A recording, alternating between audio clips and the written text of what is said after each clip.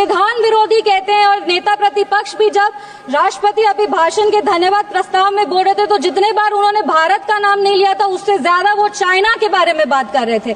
और ये इनका एक ट्रेडिशन रहा है कि चाइना के मॉडल से ये बहुत प्रभावित रहते हैं। नेशनल एडवाइजरी काउंसिल भी चाइना से प्रेरणा लेकर के ही स्थापित की गई थी। हम राहुल गांधी जी को बस यही कहना चाहेंगे, राहुल गांधी जी, ज्यादा चीनी देश के लिए और सेहत के लिए, दोनों के लिए हानिकारक है।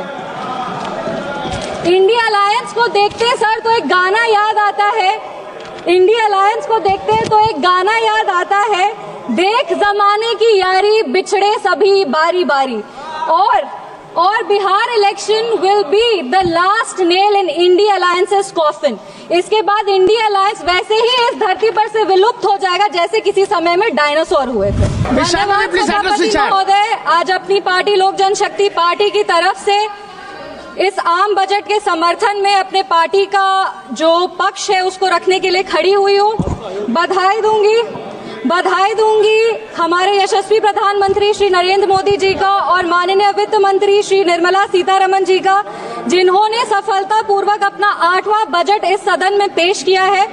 पूरे बिहार की ओर से उनका आभार व्यक्त करूंगी, वित्त मंत्री का आभार व्यक्त करूंगी कि जब वो बजट को इस सदन में प्रस्तुत कर रही थी तब वो बिहार की बेटी पद्मश्री दुलारी देवी द्वारा जो उनको मिथिला पेंटिंग की साड़ी भेंट की गई थी वो पहनकर वो अपने बजट का भाषण दी थी। इससे बिहार का गौरव, बिहार का सम्मान बरकरार रहा है। 2037 तक विकसित भारत के निर्माण में सर ये बजट एक अहम भूमिका निभाएगी और सिर्फ भारत को विकसित बनाने में ही नहीं, बिहार को भी विकसित बनाने में और बिहार के विकास को एक नई गति प्रदान करने में ये बजट एक बहुत महत्वपूर्ण भूमिका में रहेगी। कहीं हमने पढ़ा था कि the be in the budget stands for Bihar, और ये बात सत्य है कि आज बजट का बी बिहार के लिए, क्योंकि जब विपक्ष की सरकार थी तो बीमारों का बी बिहार के लिए होता था। हमने वो लंबा सफर तय करके आज एनडीए सरकार की वजह से हम यहाँ पर खड़े हैं। पूरे विश्व को शून्य देने वाले आर्यभट्ट, जो पूरे विश्व को शून्य दिए थे, उनका जन्म बिहार में हुआ था और ये वही शून्य है जो दिल्ली विधानसभा चुनाव में कांग्रेस पार्टी को आई थी।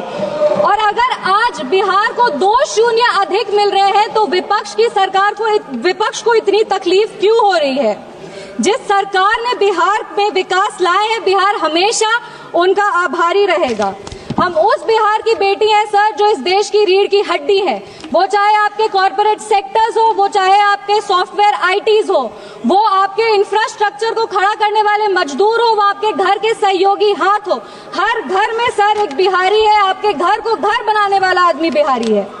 बिहार का उत्थान अब अडिग है और बिहार के विकास में अब कोई भी बाधा नहीं आएगी। रीजनल फेवरेटिज्म की बात करते हैं सर, 2004 में डीएमके पार्टी के समर्थन के लिए तमिल को क्लासिकल लैंग्वेज घोषित कर दिया गया था और उसके लिए एक यूनिवर्सिटी की स्थापना भी की थी।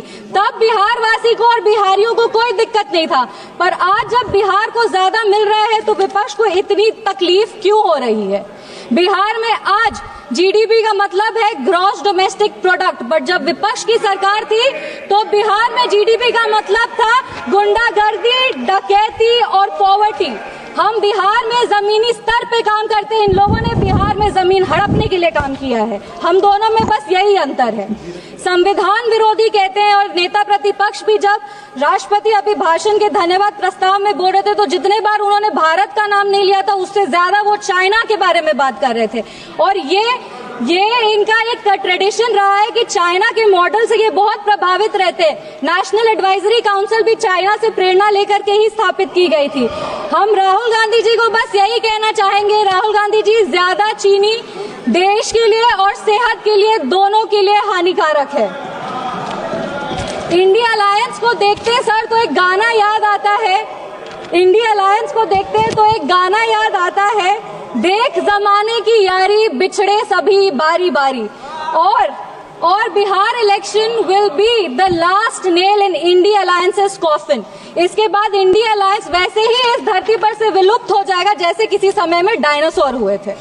अगर हम बजट की बात करें वित्त मंत्री जी ने 50 लाख करोड़ का बजट दिया है, जिसमें 11,21,000 जो है वो कैपिटल एक्सपेंडिचर है।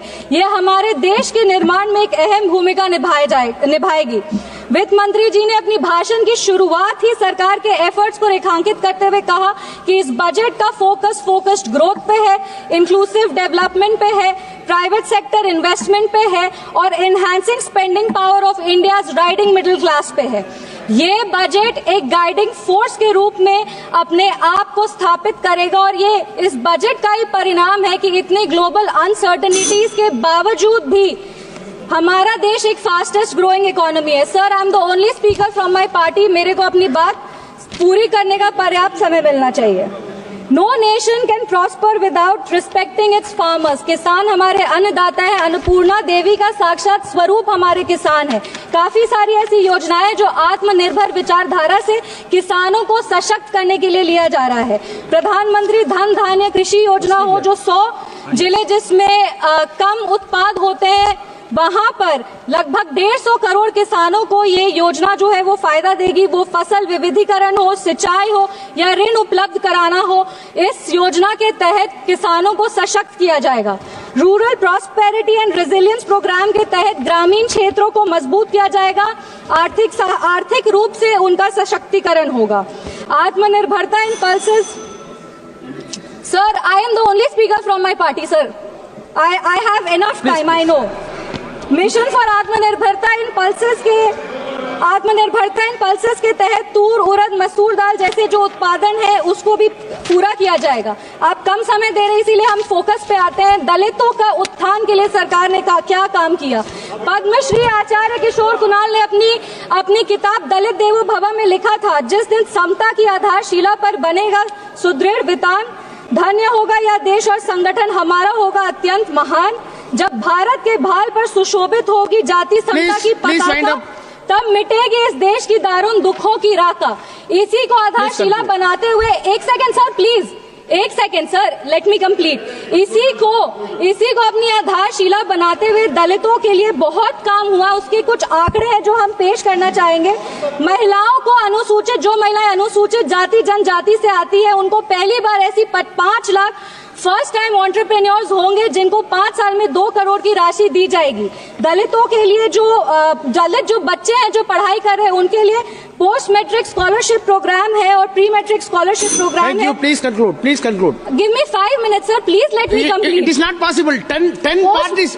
Please, madam. 10 parties together have been allotted only 17 minutes. Already you took 7 minutes. Post matric scholarship scheme के तहत 2024 में लगभग 4.5 लाख ऐसी छात्रों को 5 करोड़ की छात्रवृत्ति वितरित की गई है और प्री मैट्रिक स्कॉलरशिप स्कीम के तहत 18 लाख छात्रों को 437 करोड़ की राशि दी गई है। सर, अनुसूचित जनजाति बिहार में लगातार जातियों को सिर्फ राजनीतिक लाभ के लिए इस्तेमाल किया गया था जब विपक्ष की सरकार थी। इंदिरा गांधी जी बेलची गांव गई थी हाथी पे चढ़कर, उसके बाद भी उन्होंने सिर्फ और सिर्फ उनके लाभ के लिए दलितों को प्रताड़ित किया गया। जब लालू यादव जी आज समाजवाद पे बहुत लंबे भाषण देते हैं, पर ये बात सत्य है कि अगर सबसे ज्यादा दलित प्रताड़ित किया गया था तो वो उन्हीं की शासनकाल में किया गया था। हम अपने राष्ट्रीय अध्यक्ष श्री चिराग पासवान जी का आभार व्यक्त करते हैं, जिनके प्रयासों सर 5 मिनट्स जिनके प्रयासों के वजह से आज निफ्टन जैसे जो इंस्टीट्यूट है वो बिहार में आ रहे हैं और आने वाले समय में बिहार ईस्टर्न हब में एक जो फूड प्रोसेसिंग है उसका एक नोड बनेगा। आईआईटी पटना को विस्तृत किया जाएगा। Sir 2 minute. Thank you. Sir please 4 पंक्ति पढ़कर हम अपने वाणी को विराम दे रहे हैं। सर, बिहार के गौरव को और बिहार की जो इतिहास रहा है उसको बार बार इस सदन में उछाला जाता है। बिहार के खिलाफ कई सारी बात विपक्ष कहते हैं। 5 पंक्ति सर हम पढ़ेंगे। चाणक्य सा ज्ञानी हूँ मैं, जनक सा स्वाभिमानी हूँ मैं, मांझी सा जिद्दी हूँ मैं, बोध गया में सिद्धि हूँ मैं, आर्यभट्ट सा गणितज्ञ हूँ मैं, डॉक्टर राजेंद्र प्रसाद सा राजनीतिज्ञ हूँ मैं, शेर का दहाड़ हूँ मैं, हाँ बिहार हूँ मैं, मिथिला की मिठास हूँ मैं, वैशाली का इतिहास हूँ मैं, भगत का साम्राज्य